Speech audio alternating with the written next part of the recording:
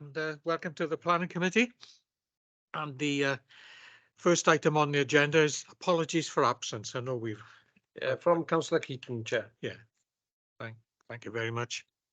Item 2, any disclosures of personal or prejudicial interests? I have one. On item 6, the first item 1 there, the Windmill Terrace, I know the owner of that property, so I've declared a personal interest there. Any others? No? Okay. Okay then, item 3 is to approve and sign the minutes of the previous meeting as the correct record. Find out on page 1 and 2 and 3. Go to page 1 and page 2 and page 3. If somebody moves the true record, please. Thank you. Thank you very much. So any items for deferral or withdrawal, Ian? No, Chair. No. Thank you. Okay, item 5 on our agenda is the application to add the footpaths to the definitive map on Combe Level Road. And you find that begins on page 4, and that's over to you, Chris Dale, please. Thank you, Chair. In November 2019, we received an application to record 2 short footpaths in Landor between Dina Street and Combe Level Road. And you can see the paths on the map on page 5. With the application to record the paths, we received 6 statements from members of the public. When I started to investigate the site, first of all, we found that it was owned by the council. And secondly, we found that there'd been a track across this site on more or less the same alignment as ABC for over 100 years. And that's shown on the Ordnance Survey maps in the appendices and also on the aerial photographs. I also discovered on the aerial photograph from 1992 that it appears that the City Council has carried out reclamation works on this site. And as part of that, it actually set out a footpath between A, B and C. So it seems that the council has actually accepted there's a footpath here, and not only that, it has actually constructed it at some time in the past. When you visit the site, the footpath between D, B and C is clearly being well used, but near point A, near Combe Level Road, the path was blocked probably about 10 years ago. So that path is probably unused or very little used. So we can process the claim using the evidence that the public have submitted, but it's normally far less time consuming to dedicate the path if we can. So I've contacted colleagues in corporate property, and they were happy to accept that the paths should be there and that they should be public, although they did express concerns about the site being developed at some point in the future. And if that's the case, we'll just have to divert the footpaths. I also spoke to the member of the public who applied for these paths to be recorded, and he would withdraw the application if we agree to dedicate the routes as public footpaths. So that's a summary of where we are. Does anybody have any questions? Thank you, Chris. Councillor White, this is in your ward. Would you like to? Yes, thank you, Chair. Thank you, Chris. Yes, I know these paths, as you've seen within the evidence, which was submitted by the 6 residents there, who obviously lived in the community for many, many years, could show and prove that these footpaths have been used by residents and one or 2 businesses on Plasmal. And these links are very, very essential to the people of Plasmal because it links them to the services they need on Brunel Square, the local health centre, the doctor's surgery, the local library, shops, bus routes, So as they say, but over the years, because of these footpaths, got in the condition they got in and I'm being properly maintained, and that it's proven very, very difficult for the residents to try and get access down onto Combe Level Road off Plas Mall. And as they say, they've obviously got to take a long route around. But as I say, the residents would be very, very grateful if we could support the opening of these footpaths. As I say, it is a very, very essential route for them to reach all communities in the adjoining community. So that's really the sort of background in relation to the footpath. In regards to the one with the bollards are on there, the shorter path, I gather those were put in by when somebody took over the ownership of the car sales, which is further up on Combe Level Road, opposite the park there, near to the junction of Troydler Road. So that's where those bollards appeared from, I gather. But as I say, but I know that path is used quite a lot, and it would certainly enhance that community if these footpaths were opened up. Thank you, Chair. Thank you for that. Councillor Downing? Yeah, I think we're all for old footpaths coming back into use, as people have walked them for years and just think they footpaths anyway. But the one thing about footpaths that's always bothered me is the maintenance of them. So who's funding the maintenance of these, so that when it goes back out to the public, they know that when they go to their local councillor and they say, well, it was in that meeting and it was said parks do it, or footways paths do it, or somebody else does it, or which is now favourite, community funds. Want to reply to that? Yes, please, then Chris, and then I go one more speaker. Okay, Chair. Yeah. At the moment, the land is completely neglected, so no one's maintaining it. If the routes become public footpaths, then the council will be obliged to maintain both of the footpaths. And because they're public footpaths, that would come under the remit of my team. So we would maintain them. But there actually isn't that much to do. They're quite overgrown, but once we put them on a regular clearance schedule, they just need to be trimmed back every year. We can have access to grant money as well, so we can use some of our grant money to improve them a bit. So put some steps on the steep bank and so on. Thank you. Councillor Lewis? Yeah, I'd just like to say I substantiate the claim that these footpaths have been used for the last 35, 36 years, because I live in the area for that amount of time, and to my knowledge, they have been used regularly by the members of Dinner Street and to get down to the park. So yeah, I fully agree with the approval of this application. Thank you very much. Do other member wish to speak? Oh, Councillor. Yes, thank you, Chair. Just a minor concern. I support the concept of the path, but I'm looking at a recent aerial photograph here. It's heavily wooded there. I mean, that'd be my concern there. Would see personal security of people walking through, perhaps in the darker hours. That'd be just a concern that I could see at the moment. Thank you, Chair.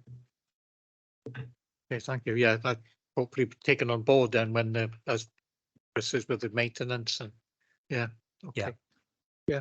Okay, good. No other member wish to speak? Well, you can see the recommendation is on page 4 there, that the council dedicates the 2 footpaths on its land as public footpaths as per the map. Shall we take a vote on it now then, please? Yeah, Councillor Peter Black, For. Phil Downing, For. Alan Jeffrey, For. Mary Jones, For. Mike Lewis, For. Richard Lewis, Nicola Matthews, For.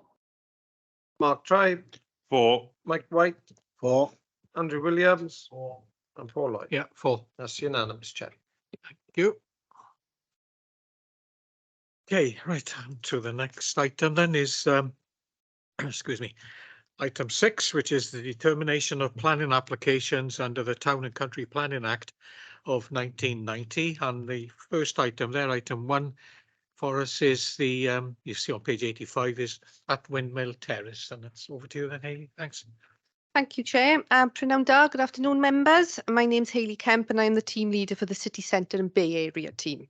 There are no updates to report on this application. This application has been reported to Planning Committee for decision because it's been called in by the local ward member, and a petition of objection of more than 30 signatures from different people at different addresses have been submitted, thus reaching the call-in threshold. The property is a mid-terrace, two-bedroom residential dwelling within an established residential area.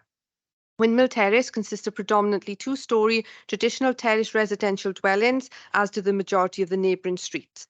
The application site is currently served by a front and rear garden area with no off-street parking. Members were able to view the site at the site visit that was undertaken this morning, and I hope that that was of benefit. Next slide, please, Ian. The aerial image. Did it come up? There we go. Thank you. The aerial image identifies the application property and demonstrates the surrounding context in which the application sits. Next slide, please, Ian. Full planning permission is sought for the change of use of 65 Windmill Terrace from a two-bed residential dwelling, which is Class C3, to a four-bedroom HMO Class C4 for 4 people. Amended plans were received on the 20th of September, changing the internal layout to now propose one-bedroom communal lounge, hallway, kitchen and bathroom on the ground floor, and 3 bedrooms on the first floor. This was to address concerns regarding the poor outlook from the proposed communal area, and which now result in an overall improved layout for the property. The addition of waste and cycle storage provision to the rear garden remains unchanged. Following a consultation, a 40-name petition of objection was received, but no reasons for the objections were cited on the petition themselves. In addition, 5 individual letters of objection were received, including an objection from the local ward member, which are summarised as followed: that the application would lead to more traffic, the house was more suited to a 3-bed HMO, rooms are smaller than in the HMO guidance, concerns over noise levels, and concerns regarding increased parking and pedestrian safety. These concerns have been addressed in detail in the officer's report and will all be addressed throughout the presentation. Next slide, please, Ian. The main issues to consider in the determination of this application relate to the principle of the use, the impact upon visual and residential amenities, ecology, as well as parking and highway safety. In terms of the principle of the use, reference must be made to policy H9 of the LDP and the HMO supplementary planning guidance, specifying the radius approach contained within the policy and the SPG. Policy H9 states that outside of the HMO management area, a limit of 10% of all residential properties within a 50-metre radius can be HMOs. The application site is located outside the HMO management area, and so within a 50-metre radius of the application property, there are 26 residential units, and according to records, no properties are existing HMOs. This is demonstrated on the map on the screen, where the yellow is the proposed HMO, the green are the existing dwelling houses, and the black circle represents the 50-metre radius area. If the application property was approved for a HMO, Class C4 use, then on that basis, the concentration percentage would be 3.85% within the 50-metre radius, which is below the 10% threshold as stated in policy H9. It would also not result in the sandwiching of a residential dwelling, nor is it part of a small street. Therefore, the concentration would be over the 10% threshold, and as such would comply with it would not be over the 10% threshold, and as such would comply with the requirements of policy H9. So in view of this, the principle of the use is acceptable, and as such would not result in an unacceptable level of concentration of HMOs, which would be to the detriment of the social cohesion of the surrounding area through an over-intensification, leading to an unbalanced and unsustainable community. Therefore, the proposal is considered acceptable. However, this is subject to it having an acceptable impact on other planning matters, such as visual amenity, residential amenity, highway safety and ecology. Next slide, please, Ian. In terms of visual amenity, there are no external changes proposed to the property, apart from the installation of a cycle store to the rear, and as such, this is not considered to have a harmful impact upon the visual amenity, so therefore accords with policy PS2. Next slide, please, Ian. The authority's HMO SPG recommends that single bedrooms should provide at least 6.5 square metres of usable floor area, and a kitchen use by 1 to 5 people should be a minimum of 7 metres squared. There is no specific size for a communal area stated in the guidance, only that it should be appropriate for the number of residents. It is considered that the change in ground floor layout now ensures that the communal lounge area is large enough and provides a much better outlook for future residents, and all the bedrooms and kitchen meet the space standards set out in the SPG. On that basis, it's considered that the level and standard of accommodation is acceptable and would be adequate for the proposed number of future occupiers of the building. A condition has been included to restrict the number of occupiers to 4 only, to ensure that the internal layout is not changed and additional bedrooms created to the detriment of the occupiers of the building, as well as the amenities of neighbouring properties. In regard to neighbouring amenity, the proposed internal alterations would not result in any unacceptable impacts in terms of increased overbearing or overshadowing. In terms of overlooking, the proposal would not see the introduction of any additional windows compared to the existing layout, and therefore would not allow additional views of neighbouring private amenity spaces. In terms of noise and disturbance, the use of the property by 4 unrelated individuals may result in additional levels of activity in the property in the wider area. However, it's not considered that the use of the property as a 4-bed HMO would result in an unacceptable intensification of the use of the building over and above what is currently experienced as a dwelling. Therefore, the proposal is considered to have an acceptable impact in regard to neighbouring and future residential amenity and accords with policy PS2 of the LDP. Next slide, please, Ian. In terms of parking and highway safety, and with reference to the current SPG parking guidelines, houses in multiple occupation for up to 6 people sharing will be treated as a single household.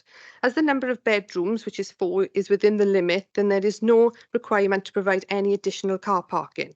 There is currently no off-road parking associated with the property, and the property as a whole would benefit from the residential parking scheme in force in the area and would be entitled to 2 permits in total.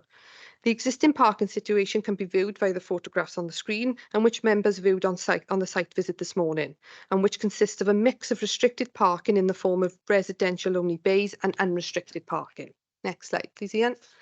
The authority's highway officers raised no objection, as the proposal is not considered to have any greater impact on highway safety or parking over and above the existing extant use of the property as a dwelling, subject to a condition to ensure that the waste and cycle storage are laid out in accordance with the approved plan prior to beneficial occupation of the HMO. On that basis, it's not considered the development would result in any unacceptable impact on highway safety, and therefore accords with the policies of the LDP and the supplementary planning guidance parking standards. In terms of ecology, there are no concerns subject to the inclusion of an ecological enhancement condition, requesting details of a scheme to include measures such as bird and bat boxes and to ensure that a net benefit is provided to biodiversity. So in conclusion, and having regard to all material planning considerations, the application is recommended for approval, subject to conditions set out in the officer's report contained within the agenda pack. Thank you, Chair. Thank you very much. And we have board members wish to address this first. Is Councillor Hayley Gwilym? Over to you. Yes. Thank you. Yes, thank you, Chair. Apologies for my colleague who hasn't been able to make the call today, but yes, just to provide some context, over the last 10 years with developments in SA1 and the new university campuses, our community has changed significantly. St Thomas and Porternant has always been a community where residents came, stayed with 2nd, 3rd, 4th generation families. HMOs have steadily increased and changed the demographic. This has pushed purchase prices up along with rental prices. This has outpriced local people. We've seen a sharp increase in no-fault eviction notices from private landlords who either decide to sell or convert their properties, put in profit before people. We desperately need more family affordable housing in the area, not for the continued increase in HMOs. As families are pushed out, they lose their support networks. There are also associated problems that come with an increase in HMOs that many of us will know, an increase in demand on public services, including GPs and dentists, etc. Huge issues with refuge, pollution, noise disturbances, not all, but some. And this can have a detrimental impact on neighbouring properties. And one of the biggest issues that we face is parking. No rear access, which means bringing refuge through the house, and also bicycles have to be taken from the front to the rear. Many of our roads are narrow, and with an increased saturation of vehicles, it presents enormous challenges for public and school buses, emergency service vehicles, which I know that many of the residents spoke about this morning, and even refuge trucks. Windmill Terrace, as you will have seen from the site visit, those that attended this morning, is one of these that is particularly difficult, and this location is where the road narrows. These residents have experienced huge disruption with the conversion of the old St Thomas School building and the additional development within the grounds. Despite the management company providing parking, they charge for that parking, so each bay has a charge. This has resulted in residents from within the building parking on the surrounding streets, parking on pavements and on blind areas, which is an accident waiting to happen. We as councillors have significant reports of issues and feelings of unrest around this area. There is residents parking on the street and it has been surveyed. However, residents parking will not increase. I would ask the planning committee to seriously consider refusing this proposal on behalf of the residents. Thank you for allowing me to speak today. And thank you very much. Okay, over to members. Anyone? Councillor Black. Yeah, thank you, Chair. I think having got HMO in my ward, an area where there's no other HMOs, I do understand the issues which Hayley is highlighting. Unfortunately, we have a policy in front of us which makes it clear that in this particular instance, we have very little option but to approve this application.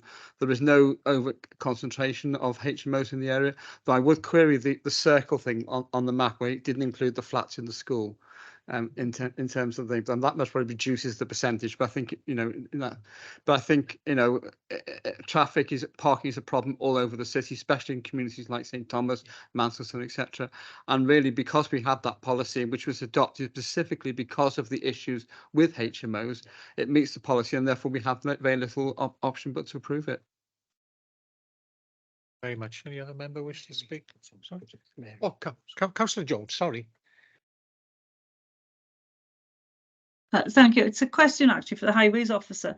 It says that the property would be entitled to 2 residence parking spaces, but I thought in other areas of the city that students were not entitled to parking spaces. Is it just because it's St Thomas and I think Brimmill they're not, or have I remembered something incorrectly? No, thanks, Councillor. Just jump in quick. No, as with any resident, they would be entitled to 2 permits per property. They would have to change all their vehicle documents to the Swansea address. That is one thing that we do insist on within the policy, that the V5 has to be at the Swansea address rather than any sort of home address. Okay, no other hands up? No. Oh, sorry, Mark. Sorry, beg your pardon. I would like to say I totally agree with Hayley's comments. She's absolutely right on every aspect. I'm not sure when those photographs are taken of the parking conditions, but this morning it was horrendous. And an emergency vehicle had to get through there. I don't know how they would have managed.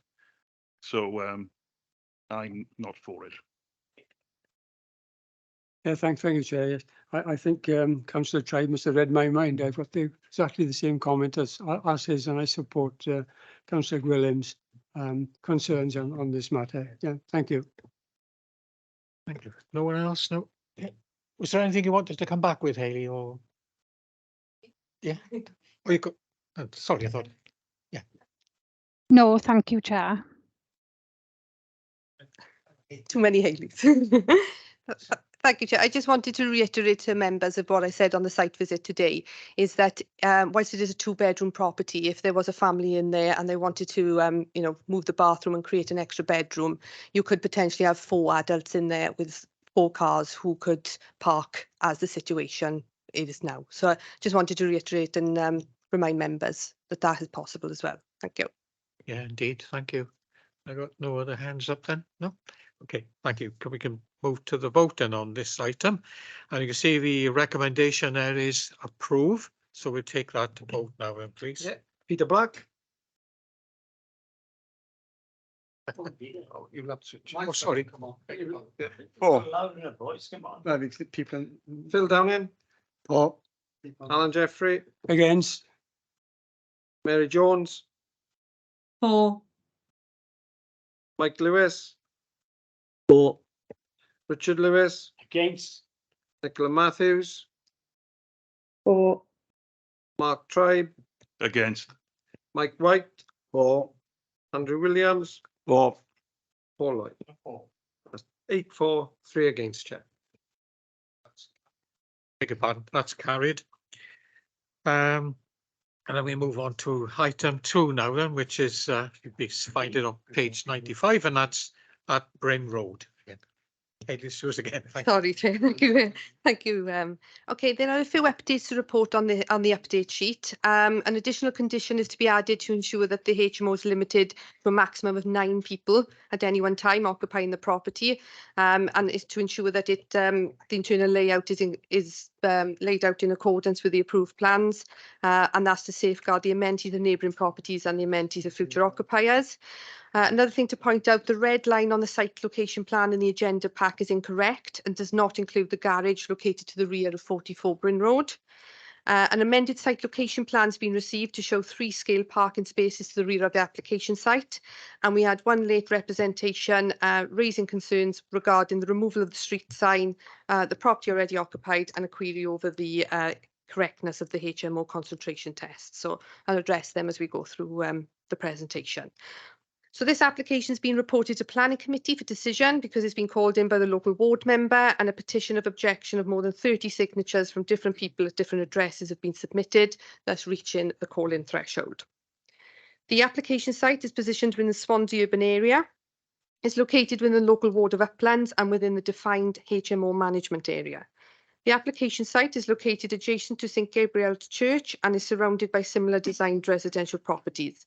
The site is currently served to the rear with a double garage, and a pedestrian access runs along the side of the property adjacent to the church, linking Bryn Road to Bryn Mill Crescent. Next slide, please, Ian. The aerial image identifies the application property and demonstrates the surrounding context in which the application sits. Next slide, please, Ian. The application was originally submitted for a change of use from a 3 residential flat to a 10-bed HMO. However, this has since been amended to 9-bed HMO due to concerns regarding proposed room size and outlook. Following receipt of amended plan, the application was re-registered, re-consulted and re-advertised. So the application now seeks a change of use of 3 residential flats to a HMO for up to 9 people. The proposal includes fenestration alterations such as the insertion of an access door into the west side elevation and front and rear roof lights. Next slide, please, Ian. Internally, the resultant building will contain 2 ensuite bedrooms and an open plan lounge living room to the ground floor, 3 ensuite bedrooms, a bathroom and a lounge to the first floor, 2 ensuite bedrooms and a bathroom to the second floor, and an ensuite bedroom to the roof space. The application also proposes the demolition of the existing garage located to the rear of the site and the creation of a hard standing area to provide 3 off-street parking spaces. Next slide, please, Ian. Amended plans were received on the 22nd of August showing the relocation of the bin and bike store to the rear of the property and the insertion of a door into the west side elevation of the property, which now allows all occupiers to gain access to the rear external amenity area, including the bike and bin store via the communal lounge area. A further amended site location plan was also submitted on the 29th of September to demonstrate and include 3 scale parking spaces to the rear of the application site. Following consultation, 6 letters of objection from 5 objectors were received, as well as 2 petitions with a combined number of 88 signatures, raising a number of concerns, such as not compliant with LD policy or SPG, loss of 3 flats that provide family accommodation, lack of adequate facilities for future occupiers, antisocial behaviour, oversaturation of HMOs, impact on social cohesion, impact on parking, increase in litter, lack of notification of residents and complaints that notices have been removed. The justification of the property as an exception to policy H8 is not sufficient in terms, and the property was not advertised for long enough. It is not in a state of disrepair and questions the evidence is fraudulent. Questions over the ability of the landlord to run the property, and it will negatively alter the residential balance of the existing community. In regard to the complaint in relation to public consultation, the local planning authority is required by the Planning Act to undertake appropriate publicity and advertising of planning applications with members of the public. For applications of this scale and nature, the requirement is to send consultation letters to any neighbouring properties that directly adjoin the boundary with the application property. The LPA exceeded this requirement by erecting a site notice, and then a replacement notice was erected once the local planning authority was aware that the original site notice had been removed. Whilst the second and third notices were also removed, it is considered the authority has taken appropriate steps to advertise the application in line with the statutory requirements, and there was no need for further consultation. The consultation response to the planning application suggests that the publicity exercise provided sufficient notice to the local community.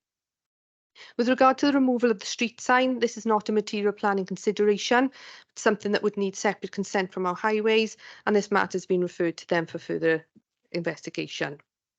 The application property should not be occupied as a HMO. However, if planning consent is granted, then this would retrospectively recognise the breach of planning control. If, however, the application is refused by committee, the local authority can take appropriate enforcement action against the property owner. All the other concerns have been addressed in detail in the officer's report and will be referred to throughout the presentation. Therefore, the key issues to consider in this planning application relate to the principle of the use of the dwelling house as a HMO, impact upon visual amenity, impact upon the residential amenities of neighbouring occupiers and future occupiers, ecology, along with parking and highway safety. Next slide, please, Ian. In terms of the principle of the use, again, reference must be made to policy H9 of the LDP and the HMO supplementary planning guidance, specifically the radius approach contained within the policy and the SPG. Policy H9 states that within the HMO management area, a limit of 25% of all residential properties within a 50-metre radius can be HMOs. The application site is located within the HMO management area, and within a 50-metre radius of the application properties, there are 26 residential units, and according to records held, 3 of the properties are existing HMOs. If the proposed HMO is approved, the concentration percentage would be 15.38%. It would also not result in sandwiching of a residential dwelling, nor is it part of a sole street. This is demonstrated on the map on the screen, where the yellow is the proposed HMO, the green are the existing dwelling houses, the red are the existing HMOs, and the black circle represents the 50-metre radius area. The radius test is undertaken by the placemaking and policy team and includes properties of those where the radius 50-metre buffer passes through the primary frontage of the residential building, including the front door. On that basis, only properties on Bryn Road have been included in the authority's assessment. Also, for the purpose of the test to be included as a HMO, the property must be a lawful HMO with planning permission. The council's licensing team do issue HMO licenses for flats and with HMOs that do not have planning permission under separate legislation. However, the test does not take into account properties that are flats, as whilst those properties may have HMO licenses and appear on the register, they are not being used as HMOs, and in planning terms, they are not lawful HMOs. On that basis, it's clear that the proposed conversion of the property to a single HMO would be compliant with policy H9, as it would not result in the breach of the 25% concentration allowance within a 50-metre radius. The application is supported by justification for the conversion of the property to a HMO. However, this is not considered necessary given the results of the concentration test and has therefore not been considered in the assessment of the application as a material planning consideration. It cannot be considered that the proposal would result in an unacceptable increase in the number of HMOs in the immediate local area in compliance with policy H9. Therefore, the proposal is considered acceptable in principle, subject to other planning matters such as visual amenity, residential amenity, highway safety and ecology. In terms of visual amenity, the proposal includes the installation of 1 front and 1 rear roof light and a minor external alteration, such as the insertion of an access door into the west elevation. The existing garage, located to the rear of the property, is considered to be in a poor state of repair, and its demolition and creation of a hard standing area for parking is considered acceptable and a visual improvement to the area. Whilst these proposed changes would have some visibility from public vantages, it is not considered that there would be any unacceptable impacts on visual amenity of the building or character of the area, and is therefore in compliance with policy PS2 of the LDP. Next slide, please, Ian. The authority's HMO SPG recommends that single bedrooms should provide at least 6.5 square metres of usable floor space, 10.2 square metres for a double, 10.5 square metres for a kitchen serving over 5 people and an additional amenity room. All bedrooms exceed the minimum standard for single and doubles rooms, with the exception of bedroom 6, which is a single room only. However, it is also noted that the roof space bedroom has a reduced head height due to roof space. However, there is sufficient standing space to accommodate a single bedroom. In terms of shared amenity space, the occupants would be provided with 2 unique areas, which are of a sufficient size for the number of occupants. It is noted that both amenity spaces suffer from a poor outlook and natural lighting due to the raised rear garden area and the fact that windows face neighbouring extensions. However, it is noted that this reflects the existing circumstances for habitable rooms in the flats, and it can be considered that all bedrooms are provided with acceptable window openings. Next slide, please, Ian. Whilst it's noted the occupants will have limited private external amenity space due to bike and bin storage, it's accepted that overall a HMO creates less demand for external amenity areas compared to family homes. The recently submitted amended plans now show the insertion of a door into the west elevation of the property, which now allows the occupiers to gain access to the rear external amenity area, including the bike and bin store, via the communal lounge area. On that basis, considered the level and standard of accommodation is acceptable and would be adequate for the number of occupiers of the building. In regard to neighbouring amenity, it's not considered that the proposed alterations would result in any unacceptable impacts in terms of increased overbearing, overshadowing. In terms of outlook, the proposal will not see the introduction of any habitable room side elevation windows compared to the existing layout, and therefore would not allow additional views of neighbouring private amenity spaces. In terms of noise and disturbance, the use of the property by 9 unrelated individuals will result in additional levels of activity in the property and the wider area. However, it cannot be regarded that this in itself would have a significant effect upon residential amenities of neighbouring occupiers. The current use of the property as 3 individual flats would itself create noise and disturbance, and the proposal would no doubt attract additional visitors to and from the premises being occupied by more people, but it would be difficult to argue that this in itself would be harmful. It is noted that an objector has highlighted noise and antisocial behavioural issues in the area and blames this on the high number of HMOs. However, whilst anecdotal evidence does support this, in planning terms, a HMO is still residential in nature and more suitably sited in urban residential areas. Furthermore, previous appeal decisions have shown that inspectors do not support the belief that HMOs have a significantly more negative impact in these regards compared to a C3 residential dwelling. It is also noted that ultimately HMOs can be let to anyone, and it cannot be said that all occupiers of these properties are more likely to result in antisocial behaviour compared to flats and single dwellings. Finally, antisocial behaviour, particularly in the public realm, is a criminal matter that should be reported to the police. So accordingly, the proposal can be considered to have an acceptable impact in regard to neighbouring and future residential amenity impacts and accords with policy PS2 of the LDP. Next slide, please, Ian. Turning to parking and highway safety, as I've said, a scale plan has been submitted showing the layout of 3 parking spaces at the rear of the property, as shown on the screen. The authority's parking standards, SPG, advises that C3 dwellings with 3 or more bedrooms create a demand for 3 parking spaces. HMOs require 3 parking spaces for 3 to 6 bedrooms, with every additional bedroom requiring an additional parking space. So with this in mind, 42 Bryn Road is a large dwelling currently split into 3 flats, one 1-bed, one 2-bed and one 3-bed. The parking demand generated is 1 space per bedroom, so for all 3 flats, this equates to 6 spaces. The existing property has 2 off-road spaces to the rear garage. So this application is for the conversion of 9 bedroom HMO. Parking requirements for an HMO are such that for up to 6 bedrooms, it should be considered as a single dwelling house with a maximum requirement of 3, when each additional bedroom generates demand for 1 additional space. So therefore, that equates to a total demand of 6 spaces. Next slide, please, Ian. The application is proposed to demolish the rear garage, which will generate sufficient space for an additional parking space, 3 in total.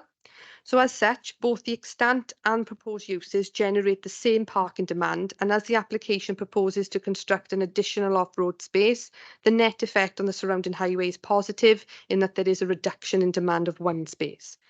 The authority's highway officers raised no objections to the proposal, and there would not be any increase in the shortfall of parking on site compared to existing circumstances. On that basis, it's not considered the development result in any unacceptable impacts on highway safety, and therefore accords with policies PS2 and T6 and of the LDP and the Council's supplementary planning parking standards. It's also worth noting that the application site is located within a sustainable location, situated within walking distance of the local amenities and public transport. In terms of ecology, the application was supported by a preliminary roost assessment, which demonstrated that no protected species would be unacceptably impacted by the proposal. Therefore, the inclusion of an ecological enhancement condition has been applied. In conclusion, and having regard to all matters all material planning considerations, the application is recommended for approval, subject to conditions set out in the agenda pack. Thank you, Chair. Thank you very much again. Okay, we got some speakers. Nicola and Derek Bruce is, I guess, yeah, yes, you got 5 minutes. Got 5 minutes to address the committee. Okay. Right. Okay. For starters, the property has already been converted to HMO. The rear garage has been demolished. Students have moved in, and the street sign, which was an obstacle for cars to use the rear garage, has been removed, and students have been are parking the cars basically in the rear garage as it as I speak. The property is being advertised on Swan Letting as a 10-bedroom, not 9. The property was marketed by Astley's estate agents on the 24th of November 2022 and was sold within a week to Swan Letting. It was clearly marketable. Even Astley said that there's interest and demand for residential flats. The property was originally 3 residential flats. So Swan Letting's argument of it being unmortgageable is questionable. They stated that they tried to market it. There's no digital evidence that they did, and the reason they couldn't is because right from the moment they submitted the planning application, they started demolishing the house, gutting it. So it was no longer residential. So what are they marketing it as? We submitted the particulars from Astley, which show 3 perfectly habitable flats. There was nothing that needed to be done to those flats. They could have been let the next day to 3 different families and were tenanted by families. The owner of the property let the tenancies expire so that he could sell the house. So there was no need to change these 3 residential flats into a HMO at all. Okay. Yeah, carry on. And the other thing is they submitted evidence from Napier Finance of the mortgage being rejected. The document is suspicious at best. It's dated the 22nd of March 2023. The property was completed for sale on the 10th of March 2023, and Swan Letting submitted an identical mortgage rejection application letter for number 60, the Bryn Road as well. The only thing that changed was the address, and the mortgage rejection letter did not contain like a case ID. So I really do question the truth of the document. The other thing is in that they said that the property was in such disrepair it wasn't mortgageable, but we can see from the particulars and that families were already living there that there were 3 perfectly habitable flats. They weren't in disrepair. They didn't need a mortgage. It wasn't a cash only sale. There was nothing on the particulars that said it even needs modernisation. So. And there was no BAT survey. They just started demolishing the property. They did the BAT survey once the loft was completely converted. Anything else for us? It's just frustrating for us residents because the noise, the rubbish, the number of HMOs outside of the concentration tests. There are planning HMOs and there are HMOs that have a license. So you have many, many, many more HMOs than are included in that density test. Yeah. Just in this example, the property next door to 42, again, Swan Lettings, is, according to planning, 3 3-bedroom flats, but it's being run. It's being run as an HMO and it's been advertised on Swan Letting as an HMO. It's on their website. So that the concentration test it's not worth a penny, it's not worth the paper it's written on because there's so many more HMOs in operation. Yeah, that are not being included in your density report. And it's terrible for us residents. The noise, the students, Wednesday night, you forget about sleep on a Wednesday night. It's horrendous. basically Swan Letting in their application have been not have been economical with the truth, let's just say, and suspicious documents were submitted. I just think it's ridiculous that that behaviour can be tolerated. There's nothing else. Yeah, and they're the same documents. The application for number 60 is a cut and paste of number 42. It even calls it an end of terrace when it's a mid terrace. It's just their approach and their respect for planning, for rules, for the local residents, for even the students that they're currently let to that don't have a HMO license, or they just ride roughshod over everything, get away with it seems. That's this. Yeah, Well, thank you. thanks. Thank you very much. Councillor May, you wanted to address the committee? Thank you. Oh, have I got it right? It's the hand, not the tick, isn't it?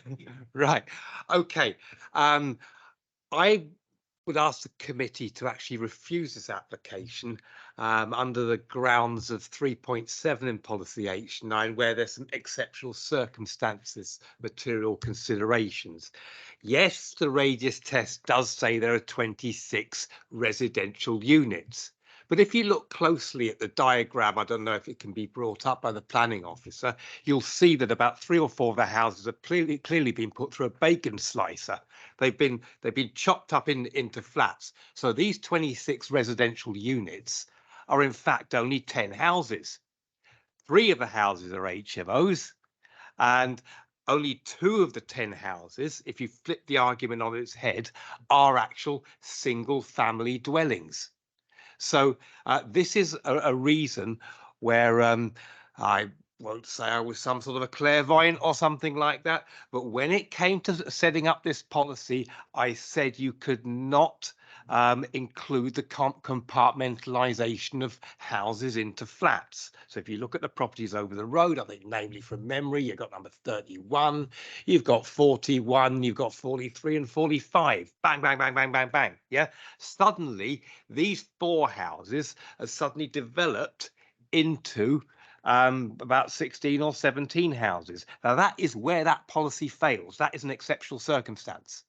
How can a policy be set up with a 25% limit, which evidently I asked for uniformity of 10% right across the city, where the application would have failed again?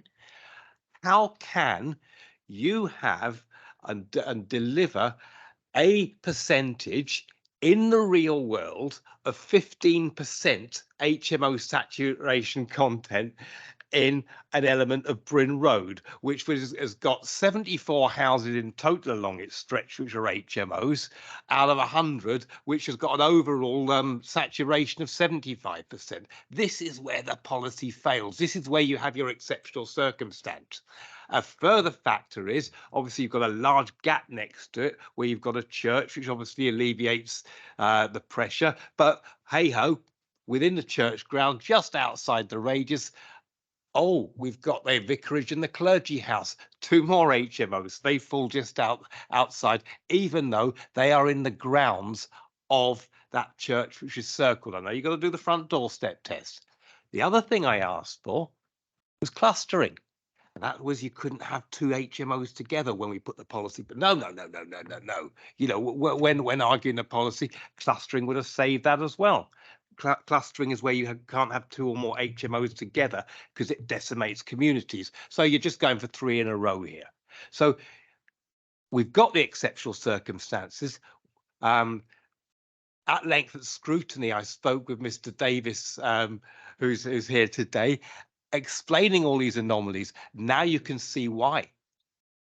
There's no getting away from it. Not 26 residential units, 10 houses. 3 of them are HMOs, 30%, you're asking to make it 40%. That's what you should be looking at. I really think that under 3.72, this committee has an exceptional circumstance here to refuse the application, because no way is the real feel 15%. Thank you, Chair. you very much. And over to the committee now. First off, there's another ward member. Did you want to speak, Alan? Yeah, yes. Thank you, Chair. Yes. I can say something. I fully support what Councillor May has been saying there, especially simply on the grounds that there's about 104 houses along Bryn Road, and 78 of them are already known as HMOs. With this one and a further one is considered as 80. So I mean, the saturation figure is up to 80%. You know, I just can't understand how on earth this could be allowed. Bearing in mind there are so many HMOs on Bryn Road as it is already. I'm afraid I just simply can't support the application. Yeah. Thank you, Chair. Thank you. Councillor Lewis?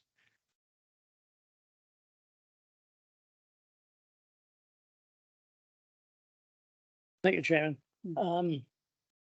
I certainly support what Peter May is saying because I represented this ward for 20 years myself. And in fact, I recognise the gentleman at the back of the room. He was there when I was there many years ago. And the problems are the same. This is the problem. And I think that as far as I'm concerned, over the years, the way multi-occupation came in, it has ruined parts and streets within the area. And I think it's not helpful. And people who had nice houses there, they get MOD either side of them, and it ruins their life. This is what it comes down to. And if you look at the quality of life for people, we haven't helped them at all over many years. And I certainly, whenever I came up, I would always turn these down because I think you've got to think of the older resident who've been there a long time, paying their taxes, etc., looking after the area. Sometimes you go through the area and there's rubbish and it's untidy, and you get people leaving their junk everywhere. Sadly, it affects the whole of the city. But as far as I'm concerned, Peter May is absolutely right. With the way you've worked the circle around it,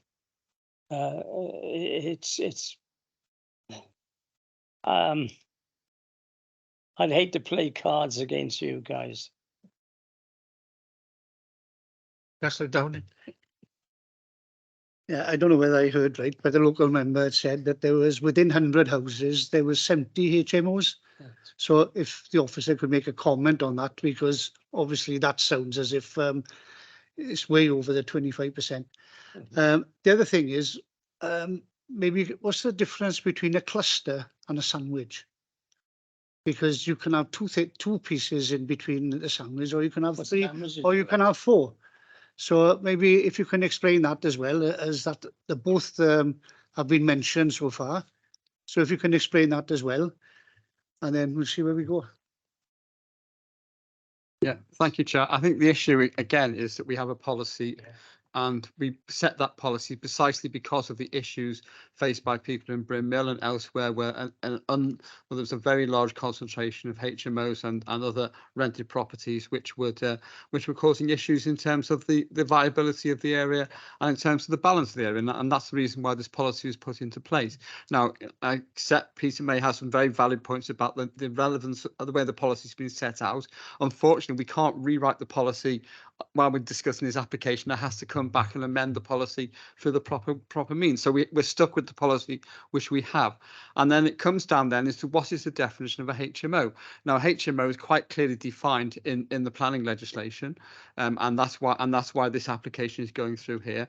I'm not sure whether the other properties which have been referred to are registered as HMOs, or whether they have planning permission as HMOs, or whether they're just flats where the houses have been divided into flats. And I think that's not clear to me. But certainly from the point of view of what we have in front of us, it does look like it's with under the 25%, and therefore and it clearly meets the criteria which has been set out in the policy. And if we were to turn down this application today, the planning inspector would say, well, you've gone against your own policy, and I'm going to overturn your decision because the policy has been quite clearly set out in the local development plan. We went through a lot of hassle to get that policy in the local development plan. If you remember, we had to go back and redo it because it wasn't in the local development plan. And the inspector is going to say, well, it's you know, you have it in the local development plan, you have to stick with that policy. and therefore turning it down here now will lead to it being overturned by the inspector on appeal. I think that's what we have to take into account here.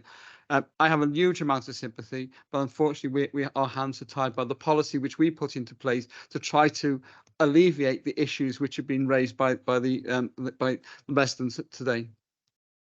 Thank you. Great, I got no other hands up to speak. There was a few items there, Hayley, when the saturation, parking. Okay, I'll try and Marketing. answer them as best I can. Yeah, I would just say in terms of Councillor Jeffrey's comments, obviously the policy has been through an examination, an LTP examination. We, you know, in terms of the HMO test, the policy team undertakes that test for us and applies the same principles to all HMO applications. As I explained, flats are not considered to be HMOs. It is a bit of in terms of they are on a HMO licence through licensing, but they're not considered as HMOs for the purpose of this test. So, you know, there are differences there. In terms of Councillor Downing's comment, 100 properties, 70 of them HMOs, I'm not sure about that, to be honest. I don't know the stats of that, so I can't comment on that. We basically work in terms of the application with the information that's provided from the policy team, and that's what we have before us in terms of that concentration area. And in terms of the difference between cluster and sandwich, I don't think cluster is used in the policy anyway. So in terms of sandwich, it means that there's a HMO one side, a HMO the other side, and a C3 dwelling in between. That's what would mean sandwiching. So that's correct. Okay, I think I answered everything. Yes. So if the figure of 7 come up.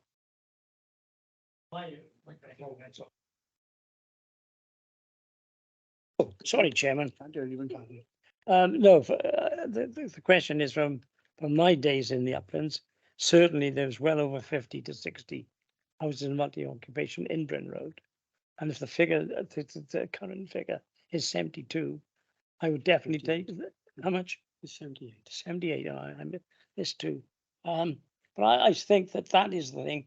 It's over intensification. Never mind what we agree as a policy. We've got to look at people on the ground, how they are. We've got to look after them all. And if you keep on changing the rules, bringing them more and more in there, you ruin the area. And I think it's the responsibility of this committee. And I'm not worried if it goes to the appeal to the Welsh Assembly.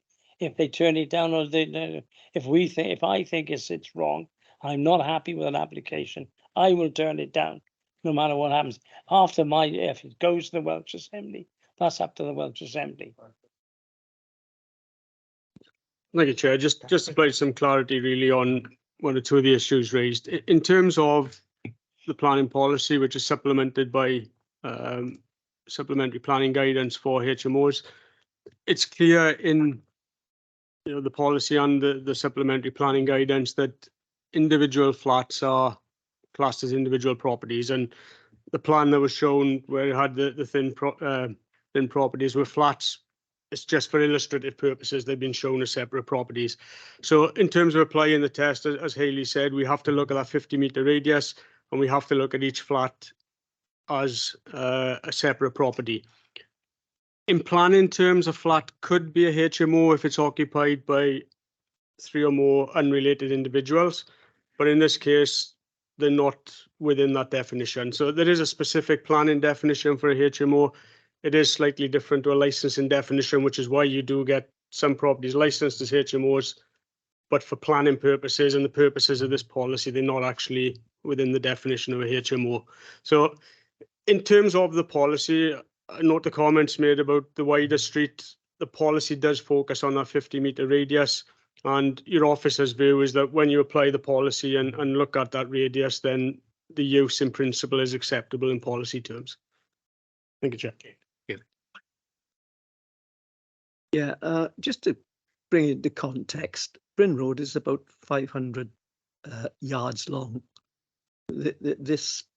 Our test, which we all voted for the SPG when it was put through after a long involved process, is just 50 meters, which we've got here. yes, there may be a lot of properties that are HMOs or flats in that particular road, but how long do you, because it's just called Bryn Road, it's 500 yards long. So we've got to look at what we've passed and support it, because otherwise it would have been pointless supporting it in the first place. Thank you. We got no other. Did you want to say? No, sorry. Okay. That's what I'm going to do. I got no other. Just checking. No other hands.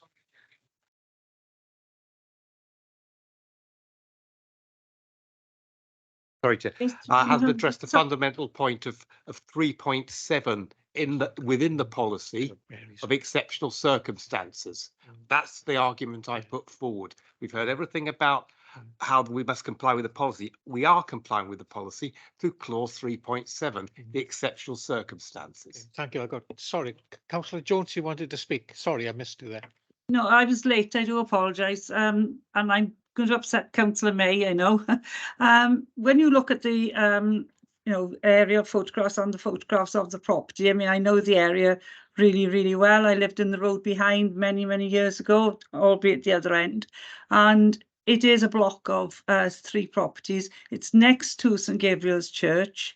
And obviously there isn't any sort of sandwiching as we had on the other property, which again we had to approve. And if we had the flats as you've got now, you still have you could have the same number of people living in the flats as you have with the HMOs. So really, it's not in people terms, perhaps going to be a lot different. So I think we're going to be really, really hard, and I know to turn it down. And I do appreciate what Councillor May is saying, because we did a scrutiny on HMOs, and we did try and find ways of trying to contain them. But I think in this instance, we are going to have to approve it. Thank you. Thank you. I'm sorry. Do you want to come back on that point there? Policy, paragraph 3.7 is set out in the SPG as opposed to the policy itself. It's a section that relates to exceptional circumstances and material consideration. So when you read that, what it goes through is that you may have a policy that complies in terms of the threshold test, but there may be material considerations that mean the proposal still isn't acceptable, and it gives examples such as highway safety, loss of privacy, loss of light, and those issues were addressed in the presentation. In terms of exceptional circumstances, it talks about where the council would not normally approve an application that exceeds the threshold, but there may be exceptional circumstances whereby it could be justified. And in this case, your officers consider the proposal complies with policy, that in no circumstances, either material considerations or exceptional considerations that warrant a recommendation of refusal. Committee are obviously able to take their own view on that. But the exceptional circumstances tend to be more in terms of allowing a development that exceeds the threshold. I know there were some comments made earlier about some of the marketing and things like that. They would be exceptional circumstances. But in this case, because the threshold is met, we haven't given significant weight to that evidence that was submitted by the applicant. Thank you, Chair. Thank you very much. You've got no one else wish to speak then? Sorry. We can now move to the vote on this item. You can see that the recommendation there is to approve. So we'll take that vote now then, please, Karen. Yeah, Councillor Peter Black. For. Phil Downing. For. Alan Jeffrey. Against. Mary Jones. For. Mike Lewis. For. Richard Lewis. Against. Nicola Matthews. For. Mark Tribe. Against. Mike White. For. Andrew Williams. For. Paul Lloyd. That's 8 for 3 against, Chair. Thank you very much. And move on to the final item there now is the appeal decision. That's item 7. Just to report back on that. Thank you, Chair. Just a report for information. Members may recall this application considered in July of this year. Sought plan permission for 4 houses and garages, land off the Croft, Castle Street, Lacher. Committee refused the application in line with recommendation for two reasons. One was that the developer, the applicant, hadn't demonstrated there wouldn't be an unacceptable flood risk.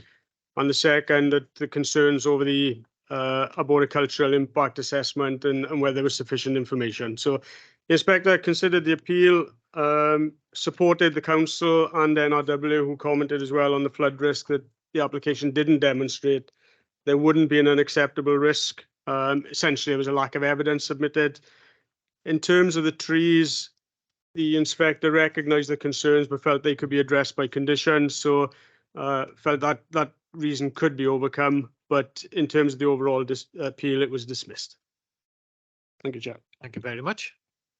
So, thank you all, and that concludes our meeting. We'll meet again in 7th of November. Thank you.